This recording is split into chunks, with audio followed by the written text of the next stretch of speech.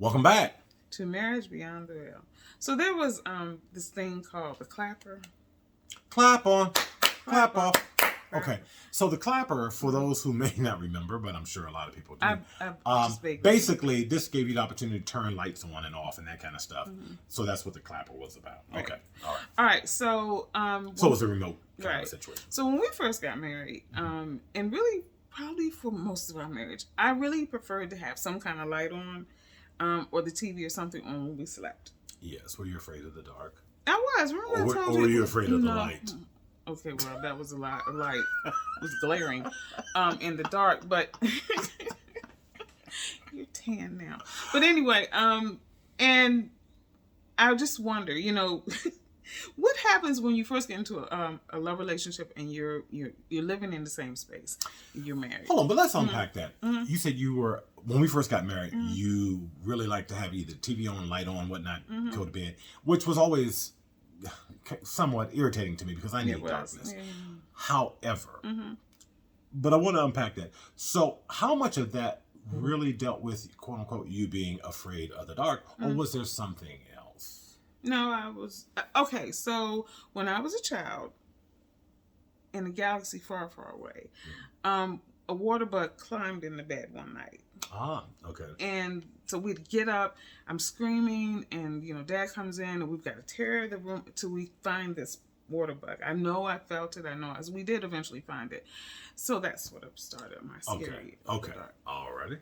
So what has afforded you this many years later to get, I guess, to help you get beyond that then? Just a level of comfort, and haven't had any water bugs in the bed since then. But I mean, literally, we're 15, 20, almost 20 years, maybe 30 years into our marriage before I really could just cut off the light and go to bed, or come in the room and the light was already off and be able to go to sleep, because I would just have to turn something on to be able to see. Because once he goes to sleep, tornado could come through and he wouldn't wake up. So, Yes. but anyway, those kind of adjustments, and I was thinking about also, our bathroom habits when we first got married. There's so many different nuances. Now, I grew up in a house where we had just one main bathroom, so, and it was all girls, so we were used to going into the bathroom, in and out. And in my previous relationships, we had one bathroom in our apartments or whatever, so I was used to going in the bathroom in and out with my partner.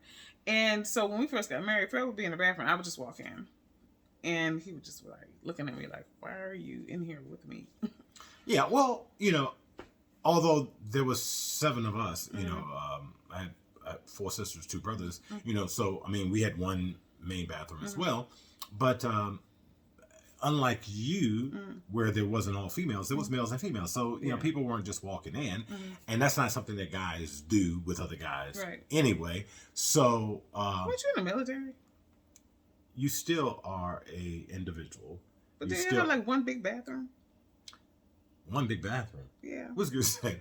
You're talking about maybe like in a basic training kind of a situation or whatever. However, there would still be stalls. So, you're not sharing a stall with somebody. Okay. I digress. However, look,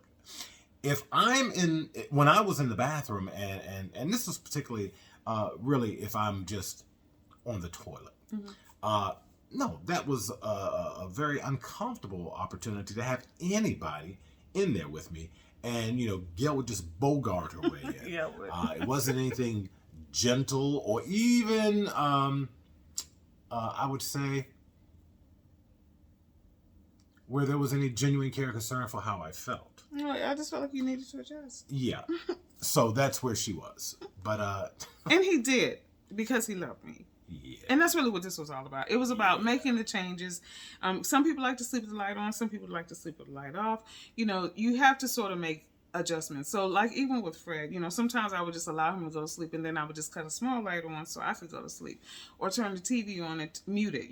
Whatever you have to do to make the adjustments so that you both are comfortable. But he respected and loved me enough to understand that this was an issue for me, so he accommodated me for almost 30 years. And that's what one does when one's in a love relationship.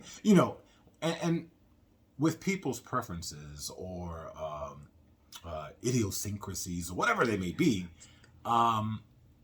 it doesn't matter whether it makes sense to you or not, why a person needs certain things or whatever.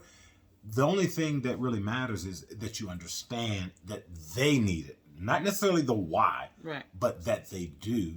And out of love, you know, you want to be able to accommodate and you want to be able to be supportive. You want to be able to at least empathize with where your loved one is, so that at the end of the day, it may or may not be a high priority for you, but if it's a high priority for them, then it becomes a high priority for you, or it should. It should. And that's it. So, until tomorrow, if the Lord says the same, Yep. what idiosyncrasies are you having to deal with your loved one? Grab one. Bye.